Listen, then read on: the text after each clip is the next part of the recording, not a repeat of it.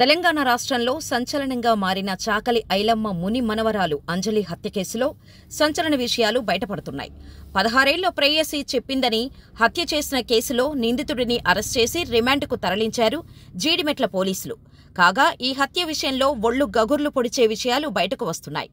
ఇప్పటివరకు అందరూ ప్రేమ వ్యవహారంలో అడ్డు రావటంతో తట్టుకోలేని కూతురు ప్రియుడితో చెప్పి తల్లిని హత్య చేయించిందని అందరూ అనుకున్నాం. కానీ ఈ హత్య జరగటానికి అదొక్కటే కారణం కాదు, ఇంకా ఎన్నో కారణాలు ఉన్నాయట. అసలు తల్లిని చంపేంత పగను ఆ అమ్మాయి ఎందుకు పెంచుకుంది? తల్లికి ఆమెకు మధ్య ఏం జరిగింది? 16 ఏళ్ల వయసులో తల్లి హత్యకు ప్లాన్ చేసి తన ప్రేమికుడు అయిన శివ అతని తమ్ముడితో కలిసి సొంత తల్లిని హత్య చేయించేంత కోపం ఆమెకు ఎందుకొచ్చింది అనే విషయాలు తెలియాలంటే watch the story. Shapur Nagar, new LB నగర్లో 39 ఏళ్ల అంజలి తన 2 కూతుర్లతో నివాసం ఉంటుంది. ఆమె పెద్ద కూతురు తేజశ్రీ 10వ తరగతి చదువుతుంది. కాగా తేజశ్రీకి ఇన్స్టాగ్రామ్లో డీజే ప్లేయర్గా చేస్తున్న శివ అనే వ్యక్తి పరిచయమయ్యాడు. ఈ పరిచయం ప్రేమగా మారటంతో రోజూ చాటింగ్ చేసుకోవటం, ఫోన్లు మాట్లాడుకోవటం చేసేవారు. అయితే వీరి ప్రేమ చిగురించిన కొన్ని రోజులకే వీరి విషయం ఇరు కుటుంబాలకు తెలిసిపోయింది. దీంతో తేజశ్రీని మందలించింది అంజలి. కానీ తేజశ్రీ తల్లిని ఎదిరించి ఉంటే శివతోనే ఉంటాను, శివనే పెళ్లి చేసుకుంటాను అని చెప్పటంతో అంజలికి ఏం చేయాలో అర్థం కాలేదు. కూతురు ప్రేమకు గ్రీన్ సిగ్నల్ ఇచ్చింది. ఇలా ఇద్దరి కుటుంబాల్లో వారి ప్రేమను ఒప్పుకోవటంతో శివ, అంజలి ఉన్నప్పుడే తేజశ్రీని కలవటానికి తరచుగా ఇంటికి వస్తూ ఉండేవాడు. సడన్ గా ఏం జరిగిందో ఏమో, శివ గురించి ఏం తెలిసిందో ఏమో, అంజలి ఒకరోజు తేజశ్రీ దగ్గరకు వచ్చి శివను మరిచిపో, శివ మంచివాడు కాదు అని చాలా సీరియస్గా చెప్పింది. తేజశ్రీకి ఏం అర్థం కాలేదు. మా ప్రేమకు అమ్మ ముందు ఒప్పుకొని ఆ తర్వాత ఎందుకొద్దంటుంది అనుకుంది. అయినప్పటికీ శివను విడిచిపెట్టి ఉండలేని తేజశ్రీ శివతో ప్రేమను కొనసాగిస్తూ వచ్చింది. ఈ విషయం తెలిసిన అంజలి చాలాసార్లు చెబితే వినవా, శివను వదిలేయ్ అని చెప్పానుగా అని కొట్టేసింది. అయినప్పటికీ శివను ప్రేమించటం మాత్రం మానలేదు తేజశ్రీ. ఈ కోపంతోనే అంజలిని తేజశ్రీ చంపేసిందా అంటే కాదు. అంజలికి 2 భర్తలు. మొదటి భర్తకు తేజశ్రీ, రెండో భర్తకు మరో కూతురు పుట్టారు. అయితే వీరిలో మొదటి భర్తకు పుట్టిన తేజశ్రీ తనకన్నా రెండో భర్త ద్వారా పుట్టిన తన చెల్లిని తన తల్లి ప్రేమగా చూసుకుంటుందని ఎప్పుడూ మదనపడుతూ ఉండేది తేజశ్రీ. చిన్నప్పటి నుంచి తరచుగా అంజలి ఏ చిన్న తప్పు చేసినా కొడుతూ తిడుతూ ఉండేది. ఇలా తల్లి అంజలి పెడుతున్న టార్చర్ తట్టుకోలేని తేజశ్రీ 3 సంవత్సరాల క్రితం అంటే 7వ తరగతి చదువుతున్న సందర్భంలో పోలీస్ స్టేషన్లో తల్లి అంజలిపై కంప్లైంట్ ఇచ్చింది. ఆ తర్వాత పోలీసులు నచ్చచెప్పి పంపించారు. ఆ తర్వాత కూడా తేజశ్రీ అంజలి వద్దనే ఉంది. కేసు పెట్టినప్పటికీ అంజలిలో మార్పు రాలేదు. కూతురు తేజశ్రీని మందలిస్తూనే వచ్చేది. దీంతో ఈ నెల 2వ వారంలో తేజశ్రీ తన చెల్లెలు కలిసి శివ ఇంటికి వెళ్లి 4 రోజులు ఉన్నారు. తల్లి అంజలి బలవంతం మీద తేజశ్రీ ఇంటికి వచ్చింది. ఈ నెల 18న రాత్రి సమయంలో బాలిక ఇంట్లో ఉన్న కొంత నగదు, బంగారాన్ని తీసుకొని శివతో వెళ్లిపోయింది.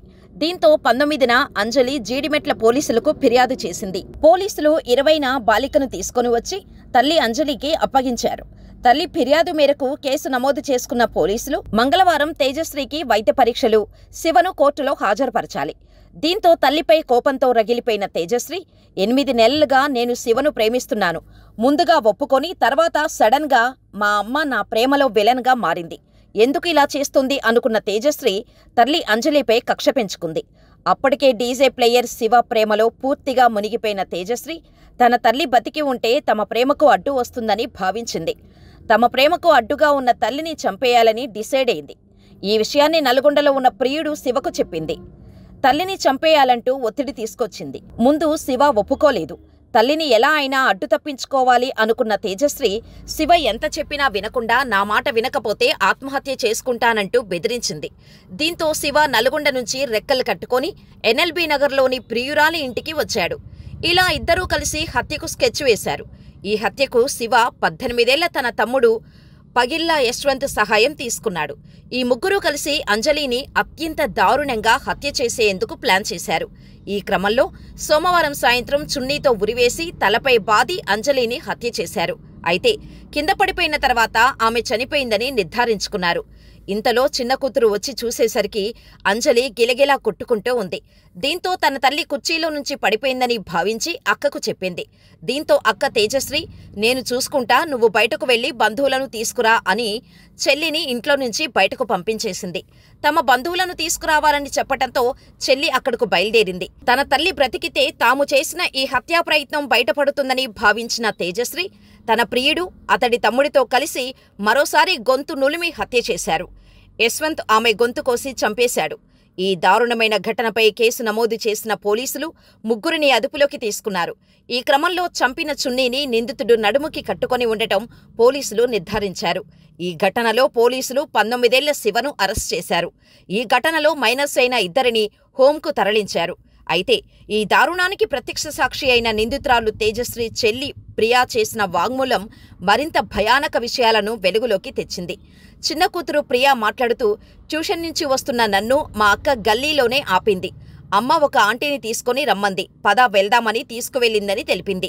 20 నిమిషాల తర్వాత తాము ఇంటికి చేరుకోగా అప్పటికే కిచెన్లో అమ్మ స్పృహ లేకుండా పడి ఉందని, అమ్మను నేను చూసుకుంటా, నువ్వు బయటకు వెళ్లి మీ ఫ్రెండ్ నేనెవరినైనా తీసుకొనిరా, గల్లీలో ఆంటీ వాళ్లకు ఎవరికీ చెప్పకు అని అక్క చెప్పిందని వెల్లడించింది. అంతేకాకుండా మా అమ్మ ఇంకా చనిపోలేదు అని తెలుసుకున్న అక్క మళ్లీ శివకు కాల్ చేసింది. అమ్మ ఇంకా చనిపోలేదు, కాళ్ళు చేతులు ఆడిస్తోందని చెప్పింది. మళ్లీ శివ, యశ్వంత్ వచ్చారు. సుత్తితో అమ్మ తలపై కుట్టారు. చనిపోయిందని నిర్ధారించుకున్న తర్వాత వెళ్లిపోయారని ప్రియా చెప్పింది.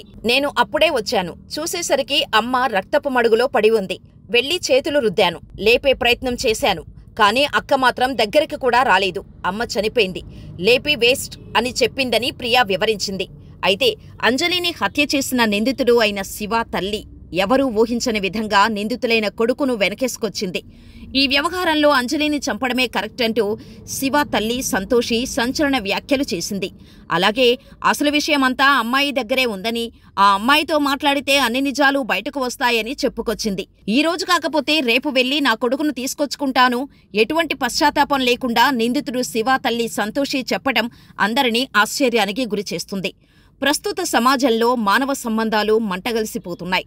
చదువుకోవాల్సిన వయసులో యువత పెడదోవన వెళుతూ కన్నోళ్ల ప్రాణాలను తీస్తున్నారు. 14, 15, 16 సంవత్సరాల పిల్లలు ప్రేమ పేరుతో తల్లిదండ్రులనే శత్రువుల్లా భావిస్తూ దారుణాలకు ఒడిగడుతున్నారు. తెలిసి తెలియని వయసులో ఆకర్షణ, ప్రేమ అనే మాయాజాలంలో చిక్కుకొని చిన్న నిరాకరణను పెద్ద అవమానంగా తీసుకొని ప్రతీకారాలు తీర్చుకుంటున్నారు.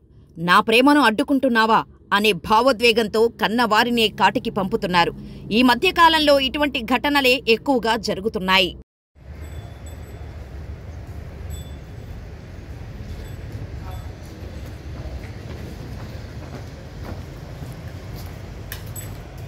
శివ డీజే ఆపరేటర్గా చేస్తుండేవాడు.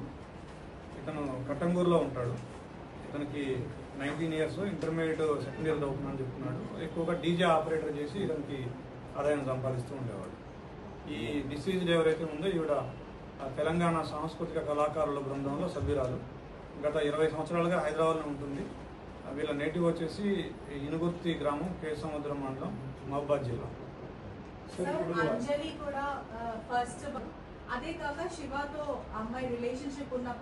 చెప్పిన వాటిలో చాలా విషయాలు నేను కూడా కవర్ చేశాను, దాదాపుగా అదే చెప్పాను. సో మీరు అన్నట్టుగా ఈ అమ్మాయి ఒక 3 సంవత్సరాల క్రితం 7th క్లాస్లో ఉన్నప్పుడు పోలీస్ స్టేషన్కి వచ్చి తల్లి మీదనే కంప్లైంట్ చేసి నేను ఉండను ఈ వీడితోటి అని చెప్పేసి హోమ్లో ఉన్నమాట కూడా వాస్తవం. అది కూడా జరిగింది. ఈ అమ్మాయి మా ఇంటరాగేషన్లో కూడా దాదాపుగా మీరు చెప్పిన పాయింట్లన్నింటినీ కూడా ఏకీభవిస్తూ ఈ అమ్మాయి చెప్పిన పాయింట్లు ఎక్కువగా కొడుతూ ఉండేది అనేది, నన్ను ప్రేమగా చూసుకోలేదని నాకు అనిపించింది అని కూడా అమ్మాయి చెప్పడం జరిగింది.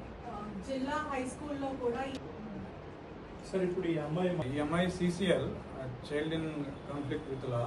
So we have to take all the necessary precautions and procedures. So as of now she is good and ఎట్లా ప్రొసీజర్ ప్రకారం వీఆర్ డూయింగ్. కేవలం బిడ్డతో మాత్రమే ఆవిడ హ్యాష్గా ఉంది కానీ అక్కడికి వెళ్ళడం కానీ అట్లాంటిది. శివ తల్లిని కూడా యాజ్ ఆఫ్ నౌ మనకి దానికి సంబంధించి ఏమి ఆధారాలు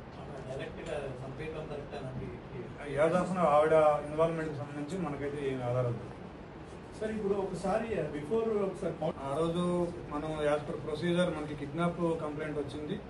దాని తర్వాత ఆ కిడ్నాప్లో మనం ఎప్పుడైతే ట్రేస్ చేసామో యాజ్ పర్ ప్రొసీజర్ మనం ఒక ఉమెన్ ఆఫీసర్స్ తోటి వీడియోగ్రఫీలో ఆవిడ స్టేట్మెంట్ రికార్డ్ చేయడం, 161 స్టేట్మెంట్ రికార్డ్ చేయడం, తర్వాత ఆవిడ ఏమేమి చెప్పిందో అదంతా కూడా మనం రైట్ డౌన్ చేయడం, వీడియోగ్రఫీ చేయడం, అవన్నీ చేసాము. యాజ్ పర్ ప్రొసీజర్ చేసాము.